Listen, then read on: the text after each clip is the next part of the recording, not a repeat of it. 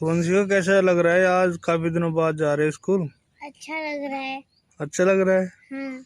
उन बच्चों को क्या कहना चाहते हैं जो रोते हैं स्कूल जाने के लिए? वो बच्चे तो कभी उठते ही नहीं है, कभी काम ही नहीं करते और कभी तो उठते ही नहीं, कभी तो लंच ही नहीं बनाने देते और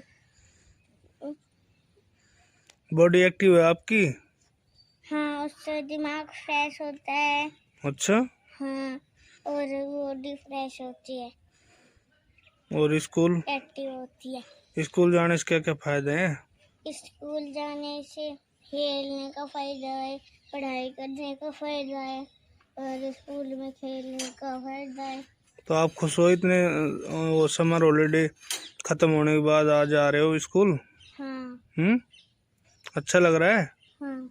सही एकदम इन्होंने वक्त बदल दिया, जज्बात बदल। बुरा। बुरा? हाँ, बुरा क्यों?